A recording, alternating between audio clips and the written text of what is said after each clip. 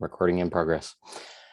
Good to see everybody today. My apologies. I had just started using an app called Clubhouse, and I misscheduled using the tool, and I was going to do a live on Awakening through Sexuality today on Clubhouse, but it ended up it's actually happening tomorrow. So my apologies for people that were hoping for it. So hopefully this will cover because of that mistake. But I invite you to join on Clubhouse. It's a beautiful forum. It doesn't have any video. It's all about audio, but you can basically invite speakers to chat, kind of like Zoom or whatever, but it doesn't get the complexity of the video in. And it can be a really nice collaborative discussion. So I'm here in my orange, which is a lower chakra color today. And I want to talk to people a little bit about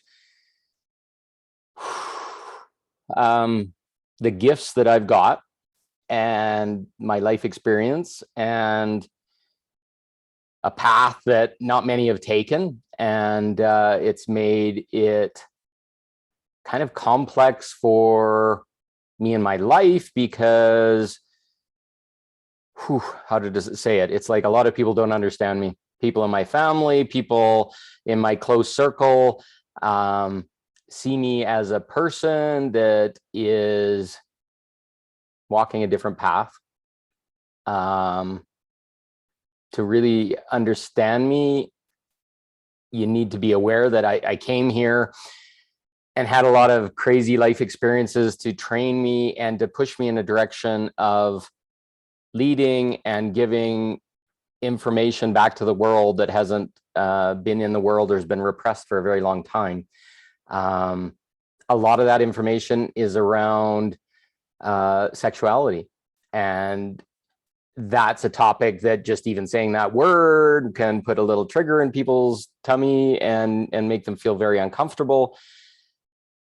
For me, it was a life of exploration about being scared about sexuality, not engaging in sexuality because there was so much complexity and so much unsaid about something that was so sacred and so deep inside me that I was ashamed. I was ashamed to touch myself or be sexual with myself. I was ashamed to suggest it with another person. And in my journey,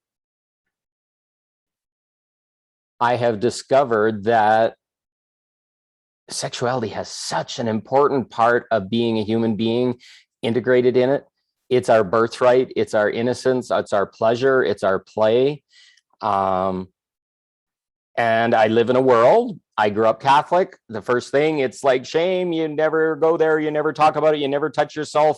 You can only have it for making babies and all this kind of stuff. And I never really resonated and understood it.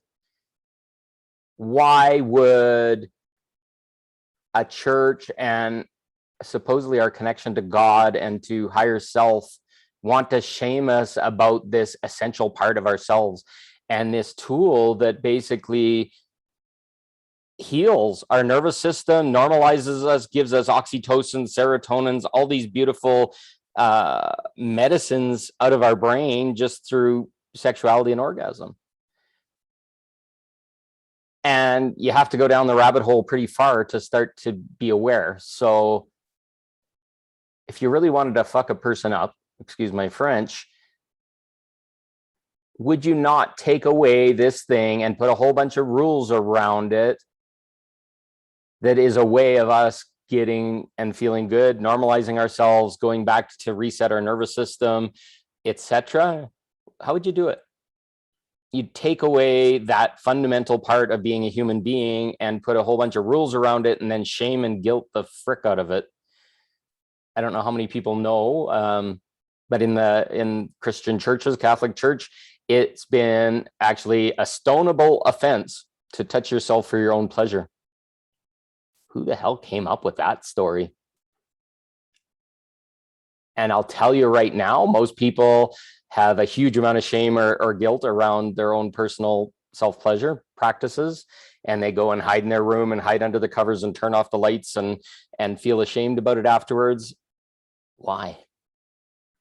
You didn't hurt anybody. You satisfied your own needs. You weren't running around in lack and need, hurting other people or trying to take from them. Why?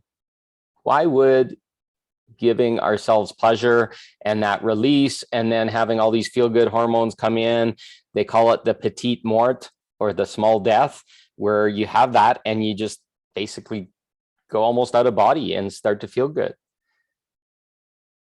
And then we live in a society where, going and playing with yourself and having pleasure and all this kind of stuff is shamed, and you can't do that. And kids are taught from an early age to hide in the bathroom and do it as quick as possible and not make any noise and all these things.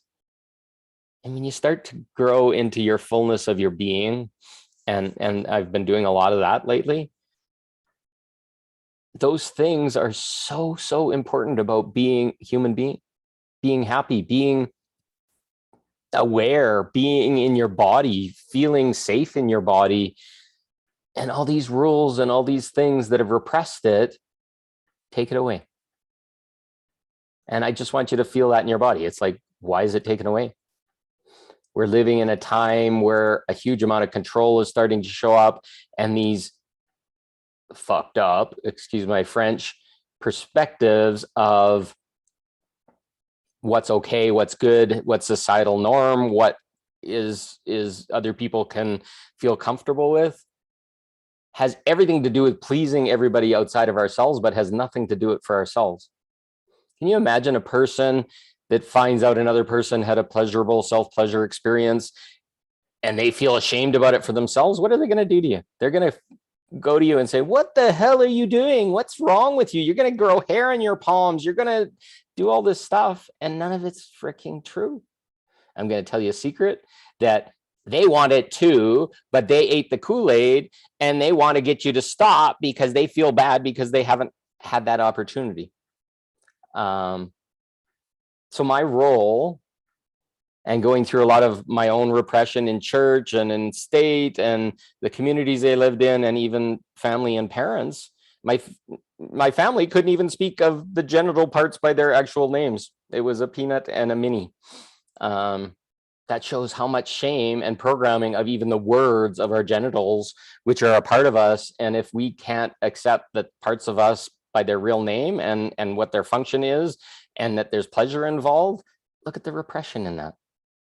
And I don't know how it came, and there's no blame that this happened, but it just goes to show underneath that there's this programming that anything to do with sexuality and our bodies being sexual is bad. So how to describe this? So I went through a lot of crazy experiences, things like sexless marriages, and waiting until I was 30 before I became sexually active, because I was so scared and did not know how to approach women, did not have any mechanism for normalizing meeting with women and all this kind of thing. And even then, I had to just wait until I found somebody that I felt was safe, which ended up being my wife. So I married the first person I had my sexuality with.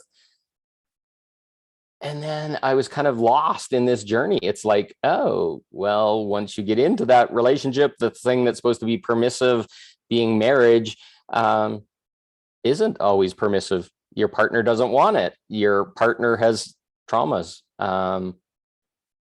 So starting to see underneath it, I've started to feel I'm a very physical person. My love languages are physicality and touch and feeling loved in that way. And I started to really realize how important touch and physicality and all these kind of things are in your world. And I got to a point in my life where I had to make a choice. Either I keep giving love in those other love languages where people like it, not receiving in my love language, and then dying. I literally think I was like 5% of my love left in my body, and I would have probably had a heart attack and died. And I got out the other side, and it was really messy for a while, and cleaned everything up, and I kept going back, and what I channel, what my guides and spirits tell me, and what I know inside just started opening and opening and opening. And it showed that the sexuality we know as human beings on this planet is very friction-based, full of shame and really complex rules and a huge amount of not communicating. And I saw this light and I started to see underneath all of it and started to understand how it's been so twisted that people can't live. They can't live a normalized life, and they're chasing. And then we have all these bad side effects where people are living in lack of their sexuality. They don't receive touch, and men are supposedly labeled the perpetrators of all this kind of stuff. But men are living in a society where they can't ask for touch unless they're married sometimes, or they'll give a hug and women can feel uncomfortable, or other things. And it's just so twisted. And men don't normally touch each other. The hug is like a top or a swat on the butt or whatever. And they're living in a lot of lack. And I'm going to tell you right now, women are living in a lot of lack too. Yeah, they're just pummeled by men being direct about what they want, and men are sending them pictures of their body that they don't like, etc. Oh, because we're so mangled up about sexuality. If we just had people in our life that we felt safe that we could share that with, and maybe you didn't have to lock yourself into marriage to be able to experience those. And a lot of people are doing it. Don't fucking look at me and say, oh, well, that's wrong and that's bad. Most people through their high school and early ages are doing it anyways and just running around with a whole pile of shame and guilt. Where if we could normalize a society where people and sexuality was okay, and you found people in and made connections with them and made agreements to explore those things with people without having to lock yourself into marriage. I'm going to conjecture right now to anybody that thinks that marriage is utterly important. I want you to look. I want you to see how many people have had 3, 5, 7 different marriages trying to find a partner that they're compatible with. And don't tell me it didn't work out. I'm going to tell you that relationship is a form of spiritual awakening. It's joining with another person that you trust to explore like vibration, which is that attraction that we feel. And then a lot of times that attraction turns into clashing around certain traumas, and then it blows up and everything breaks. And I'm not saying these things are bad. I'm saying this is part of the control. This is part of what's been designed to keep us unhappy, chasing, having bad relationships, having things not normalized is going to keep you like a sheep. Go to your job, keep your wife happy, sit in the status quo, be really angry, be really frustrated, don't have any releases in your life, and then be ashamed about the times that you do, or I got to now find somebody outside the marriage to do it, or whatever to make me feel good. And it's so mangled. These things are, if anything, re-traumatizing us or making even more traumas in us, and we're not healing. So instead, we need to find a place where we can start to heal with all this stuff, starting to honor our body first, starting to explore what our desires are, what our touch things are, what's really important to us. And instead of chasing around trying to find it in this societally programmed way, oh, find a mate and marry her and then have some kids and get a house and get a big job and get the trailers and cars, and then crash and burn because you're so under debt and have no choice. You combined your finances, your house, your safety, all with a person now that you're screaming at because you don't have the tools to be able to explore and to understand what's going on. And a lot of the stuff that's playing out in our marriages are from our parents' marriages and in our lineage, and we don't even know that. So the gifts that I've been given, I can see underneath all that. In my awakening journey, I've had to look at all the shit and be aware for me what my whys of what I was doing. And the gifts that I've been given are not just for me. They got to be shared. They got to be talked about because people are feeling this all over the place. And I have these tools and I have these skills and I'm empathic and other things where I sit down and talk with people and go underneath and explore the whys of who they are. And being that I know where the whys are, I can ask really laser focused questions that can be extremely healing. Why are you doing that to yourself? Why are you loving a person that's not sending love back? Why are you expecting to be heard by but not speaking? Why are you hoping that things are going to get better, or that he'll touch you, or that she'll touch you, and didn't even ask? And then feeling so lost and angry because you never asked. Well, that's not societally okay, or that made somebody feel uncomfortable, or I wouldn't be pleasing them, or why are you having sex with a person and hating yourself for having sex because marriage says you have to, and that's the wife's or the husband's role. What the fuck? So to just reframe for a person, to sit, get them to be grounded, get them to feel in their body, and then start asking questions. And then teaching them tools. How do you deal with trigger? I did a good training on it a week or so ago. Just go down my timeline. But how do you deal with trigger? What is a trigger? Oh, I'm angry and I'm frustrated and I want to scream and I want to hit them and I want to run away and blah, blah, blah, blah, blah. These are the traumas showing up. Bubble, bubble, bubble, bubble. That's a trigger. It's like, oh, don't touch me here, or don't poke this thing. It's going to hurt me. To give people the ability to understand that they have trauma and that it's hidden underneath and it's from a previous experience, and then it's wrapped around a whole bunch of other experiences. And then to sit with yourself as you're feeling those energies and just start to percolate and feel it, and not project and not scream and yell and want to hurt someone because you didn't have the strength to hurt someone at the time that it happened, is self-responsibility, is accountability. And to sit with somebody in their darkest trigger, which I do all the time, and hold space for them, because I've been to that fucking bottom and screamed and yelled and been so pervertedly angry and frustrated that I wanted to tear someone's head off. And I can sit there and help them breathe. I feel it. Growl, moan, scream, punch a pillow, and watch them and hold that space and help them feel that they're not going to explode into a million shiny pieces by feeling their fullest expression of rage, their fullest expression of grief. And then once they've got the tools to be able to sit in those triggers and then sit with them and just feel that, I want to hurt, and just take a breath and ground and hold that present in your chest, and then be able to say, oh, I'm angry. Oh, your inner child, the parts of you inside that are powerful, all of a sudden say, holy fuck, I'm being seen. Now there's somebody actually expressing that there's an emotion here. And then to watch a person walk through that, to grow and start to say, oh, I love this. This is hurting and my back feels sore. And all of a sudden you're going to start feeling your power. Look at all the ways that we've been shut down. So helping people explore triggers, walking through that energy, talking to them about what innocence and purity there is in sexuality, how to ground their body, how to breathe, how to talk to themselves, how to make a relationship with yourself. Are you in your body or out of your body? Here's a good question for you right now. Are you in your body or out of your body?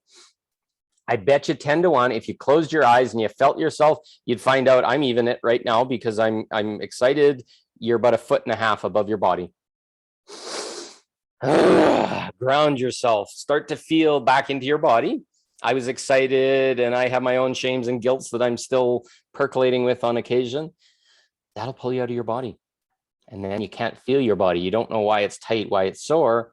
The gifts that I've learned and feeling it in my body, I can now teach and share with other people how to be with that, how to be with ourselves, how to honor our body, and how to honor who's underneath. And then when you start to love yourself and you find that self-love and you start to honor your traumas and find people and communities and spaces to start to do self-exploration of that, where they can hold you and they can say, holy cow, calm down, just take a breath for a second here, sit with me. We're going to get you grounded so that you're not going and smashing and trashing a bunch of people and re-traumatizing. Here, let's talk about it. What are you feeling? Who's in your space right now? What's going on? These tools are massive. Now I'm going to tell you a secret as you dig deeper into this. If instead of having a community, we can have partners, our relationship, the people that we're sexual with, all be taught these exact same rules. And they are the best person in our world to hold a mirror for us, to speak to us and say, holy fuck, you're shitting all over yourself. What's going on here? And it's trying to hurt me. And I love you so much. I'm going to hold this mirror up and I'm going to send you back exactly what you're saying. So that finally you can say, oh, fuck, I was a monster and I didn't intend this. But most people are just living in this trigger and trauma and chase and hurt. So teaching people the tools to be able to step into this. Life can feel very hard, difficult, full of traumas, triggers, lessons, all this kind of stuff all day long. But I'm going to tell you right now, once you incorporate your sexuality into it, our pleasure, this is the tools that God, the divine, universe, source, whatever words you want to use for the higher energies, gave us to normalize our body and to self-correct and to medicate through pleasure. God did not intend us to go sit with a psychologist and desensitized for the next 10 years of our life so that we can be normal. He gave us this tool of our self-pleasure and our genitals and other parts of us to be able to share with other people or with ourselves first, because you got to long and enjoy yourself first. And then when you can open up to other people, it lets you kind of crack open and lets these cracks open in your body and emotions come out in the held arms of our lover. But most lovers don't know how to hold that. They don't know that it's normal to cry. And when you crack a trauma in a yoni or a lingam, that person may be feeling a huge amount of pressure, but at the same time be screaming in anger, screaming in grief, in crying tears, and their whole body is just like falling apart, completely open, just wanting to be felt and a container held so that we don't feel so broken. We just kind of burn ourselves down in that moment of pleasure and it's like alchemy. And truly it is, if we can go into a huge amount of detail, but an alchemist would have this thing called a crucible, and they'd pour the gold in, or they'd put the lead in and transmute it, and they'd boil it till it was like red hot. And then all this black stuff would show up on the top. That's called the dross. Well, that's our trauma. That's the emotions. That's these things that no longer serve us, that have kept us from being pure. It was mixed in. We weren't 99% pure. We were maybe 80% pure because of all this stuff had gone in and cracked up our system. Well, now that partner holds you until you come back, and then that dross, you sweep it off at the top, and now you got a nice gold brick that's you. And maybe the first time you're 90% pure, and then the next time you're 95, and you keep going until you're 99.9999. That's the process of awakening. That's the process of opening our body, releasing shame, blame, guilt. So I speak about things that matter. I speak about them in a respectful way. And if you disagree, you can talk to me about it or whatever, but I conjecture to look inside first. Is that shame? Is that blame? Is that anger at somebody speaking more openly? Is that yours first? Because I come from a place of purity. And the only reason I even looked up and questioned that is I still have a few little shames back there, but I know this is true. And I'm not doing it for my own personal gratification or getting you into to explore sexuality with you or something like that. It's none of that. None of that. It's about speaking of my experience, hearing of your experience, reframing so that you can find that purified way of exploring yourself, using your sexuality, your pleasure, your body. And then when you feel confident and you're loving yourself beautifully, then you can share that with other people. You can have held space with the people that you want in your world, and magic will happen because you trust, and everybody's worked through their stuff, and it's amazing.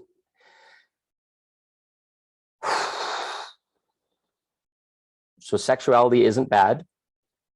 And the very reason you feel uncomfortable about it, hearing it from other people, is the exact reason why you got to talk more about it. Where's the shame? Where's the blame? Where does it feel in your body? Why does it hurt? Who said you couldn't? All these things. When you get to the place and you can speak about this part of the human experience that's most beautiful, most pleasurable, most fun, most playful, and you can have more of that experience in your life without feeling shamed and guilted and worried about what other people are going to think, you're going to live as that free little inner child that's you, that has the adult that can make conscious choices now, but can also let its hair down and play. Because most of us have that inner child caged up, angry, frustrated, and impossible to have a beautiful life. So if there's questions, I'm open to taking them for the next couple of minutes. I don't know how many people are on. I see one's watching at the moment here, but I love you. I want these things for you. It was so hard for me to find them for me, and I had to look at so much shit inside of me. I want that path to be easier for everyone, and to get back to that part of ourselves that's been so shamed and so repressed to completely control us, to find a path back to that, that's simple, that's self-accountable, that's within your comfort, your morals, your feelings of what's good. And then magic happens, because then you get to choose for yourself, and people love that. And then they're going to question, and then they're going to open. You're going to literally be this shining light that opens other people to their own sexuality. So I'm not here to beat people senseless and make them scared or make them uncomfortable. But if I make them uncomfortable from shining a light of truth that's true, I have to continue to do that, whether it makes people feel uncomfortable or not. I have some people that come and say, oh, well, that's not safe, or whatever. Well, would you not prefer? I don't even have to say words to make people uncomfortable with this, about this topic. I can just smile and shine, or even hand my card over, or whatever, and they'll like, what's that? Sexuality? Ooh, that's scary. And I can immediately see all the repression and all the control that's in them.